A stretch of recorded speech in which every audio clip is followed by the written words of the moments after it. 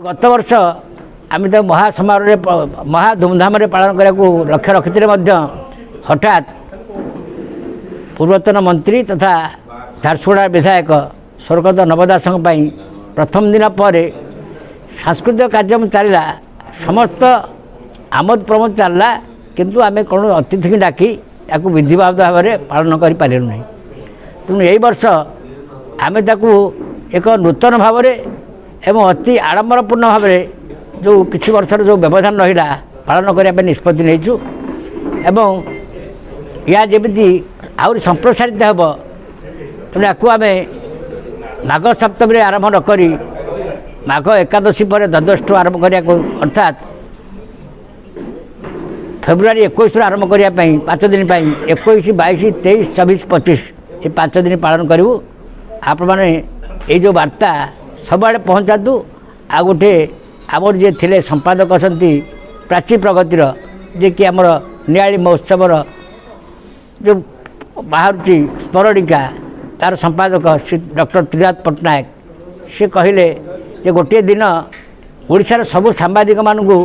से गोटे सांबादिक सबु साहित्यिक मानू लेखक मानू डाक सम्मेलन करेंगे तामें आम समस्ते स्वीकृति प्रदान करूँ प्रस्ताव को जे महोत्सवर द्वितीय तृतीय चतुर्थ भितर जो दिन से चाहिए 3 ରୁ 6 से कार्य करें समस्ते सहमति प्रकाश करूँ और आपण सहयोग कामना करूँ या प्रसार प्रसार करातु एवं एथरक नियाली महोत्सव एक भिन्न धरण में पालन करा जहाँकि केबे 18 मसीहा पर नथिला। नियाली महोत्सव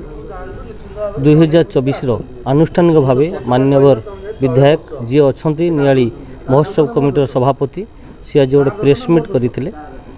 2024 गोटे कार्यक्रम रो आज शुभारंभ करा जायछि। तेणु आर उद्देश्य थिला आपण माने सब जानी 2018 मसीहा ठारू ये कार्यक्रम चली ए वर्ष मध्य नियाली महोत्सव धूमधाम रे पालन करा जिवो। मुख्य विधायक मध्य आज घोषणा करा जायछि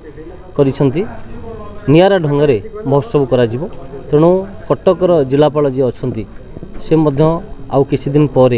गोटे बैठक डाकिबे तार पूरा पूर्ण विवरणी मध्य से रखा जिवो। किंतु आज जहाँ दि जाइए आमर महोत्सव पे गोटे प्राची प्रगतिर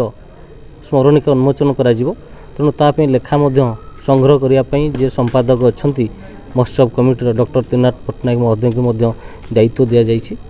एवं नियाली अंचलर जो माने लुकायित प्रतिभा अच्छी विभिन्न स्कूल कॉलेज से प्रतिभा को विकसित करने आमर कार्यक्रम हाथ को नियाजिवो। ये हूँ नियाली निर्वाचन मंडलीर विभिन्न कल्चर जहाँ अच्छी आम अंचलर से कल्चर को आम लोक को जणिया जीवो। तेणु आज सर्वसम्मति क्रमे महोत्सवर विभिन्न कमिटर सभ्य माने थिले आमर सांबादिक भाई भौणी माने थिले समस्त को कहुई जे 2024 महोत्सव निश्चिंत भाव में धूमधाम पालन करने समस्त सहयोग माननीय विधायक कहिसंती।